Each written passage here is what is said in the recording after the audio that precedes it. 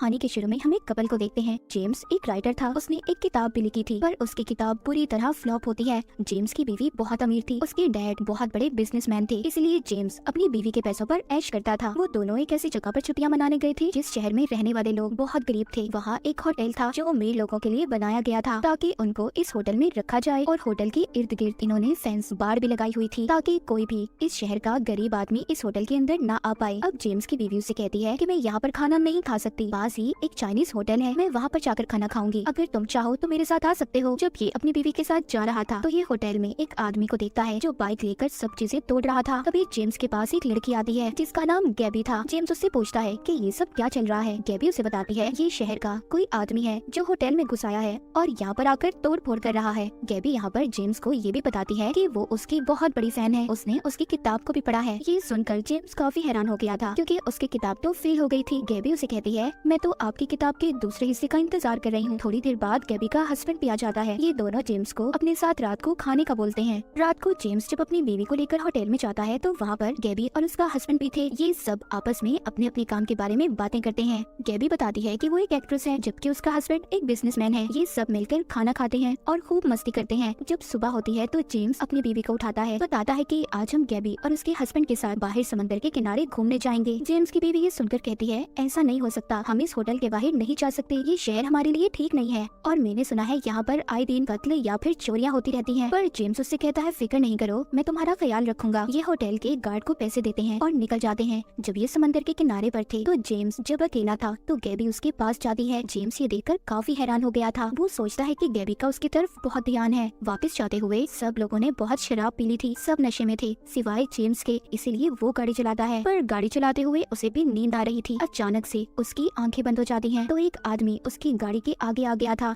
जब ये बाहर जाकर देखते हैं तो वो आदमी मर चुका था। जेम्स की बीवी ये सब देखकर काफी परेशान हो गई थी। वो जेम्स से कहती है कि हमें पुलिस को इस बात के बारे में बता देना चाहिए, पर गैबी उन्हें मना करती है। कहती है यहाँ की पुलिस बहुत खतरनाक है, वो मुजरिम को पकड़कर उनके साथ बहुत बुरा सलूक करती है। जेम्स और उसकी बीवी ये सब सुनकर डर जाते हैं, इसीलिए वो किसी को कुछ भी नहीं बताते और होटल में वापस आ जाते हैं। सुबह को जेम्स की जब आँख खुलती है तो वो बहुत ज्यादा थका हुआ था। तभी उसके दरवाजे पर बेल बजती है। जब ये जाकर देखता है तो बाहर आर्मी खड़ी थी जो इनको पकड़ने आई थी। वो इसे और इसकी बीवी को पकड़कर ले जाते हैं ताकि इन दोनों से उस आदमी के बारे में पूछताछ कर सके जिसका इनकी गाड़ी से एक्सीडेंट हुआ था। पूछने पर जेम्स की बीवी सबको सच बता देती है कि उसके हस्बैंड से उस रात उस आदमी की मौत हुई। जेम्स को अलग रखा गया था। उसके पास एक ऑफिसर आता है जो उसे बताता है कि तुम्हारी बीवी ने तुम्हारे गुनाह कबूल कर लिए हैं। जेम्स कहता है मुझे क्या सजा मिलेगी। ऑफिसर कहता है तुम्हारी सजा सिर्फ मौत है। जेम्स रोता है, कहता है मैं इतनी जल्दी नहीं मरना चाहता। ऑफिसर कहता है तुम्हें मरने को कौन कह रहा है, सजा मिलेगी पर तुम्हें नहीं, तुम्हारे क्लोन को, तुम्हारे हमशक्ल डुप्लीकेट इंसान को। जेम्स उससे पूछता है ऐसा कैसे हो सकता है। ऑफिसर कहता है पैसों से सब कुछ हो सकता है, हम इंसान के क्लोन्स बनाते हैं जिससे उसे सजा मिल जाती है, असल इंसान को नहीं, और जो असल मुजरिम होता है वो बच जाता है।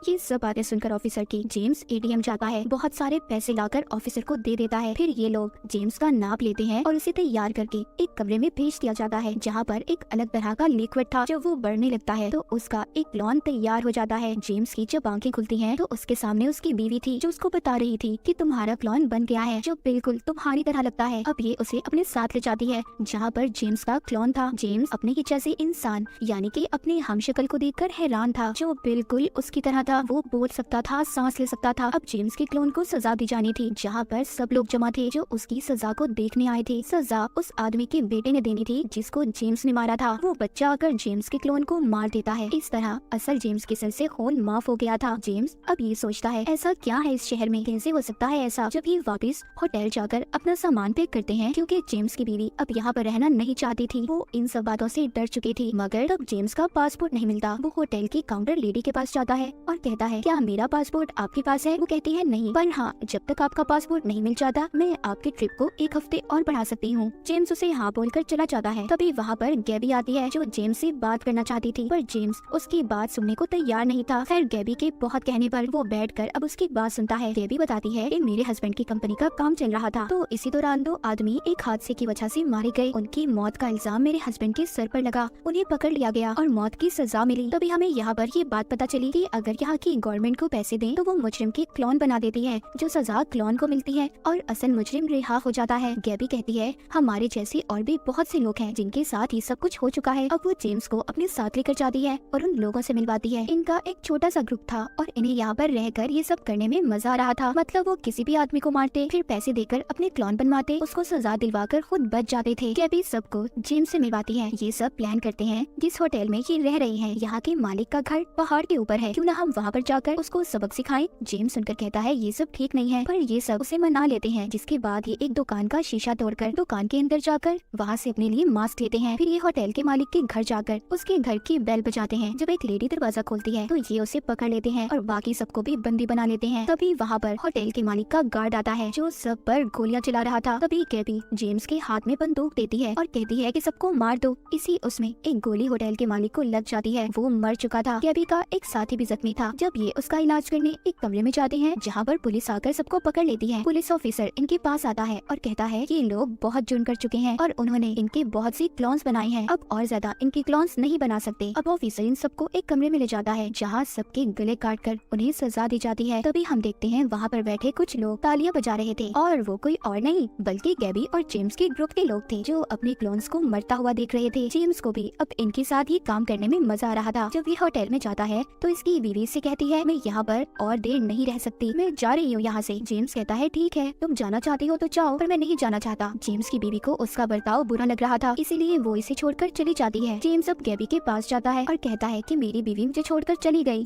गैबी उससे कहती है तुम फिक्र नहीं करो, तुम्हारे साथ मैं हूँ। फिर ये इसे कमरे में ले जाती है और खास किस्म की दवाई देती है जिसमें नशा था। जेम्स को भी गैबी के ग्रुप के साथ रहकर लोगों को मारकर मजा आने लगा था। एक दिन ये प्लान करते हैं कि पुलिस ऑफिसर को अगवा करके उसे मार देंगे। ये ऐसा ही करते हैं, पुलिस स्टेशन जाकर ऑफिसर को अगवा करते हैं और फिर जेम्स को कहते हैं कि वो सबसे पहले उसे मारे। जेम्स वो ही नशा सूंघता है जिससे वो अपने आप को बहुत ताकतवर समझ रहा था।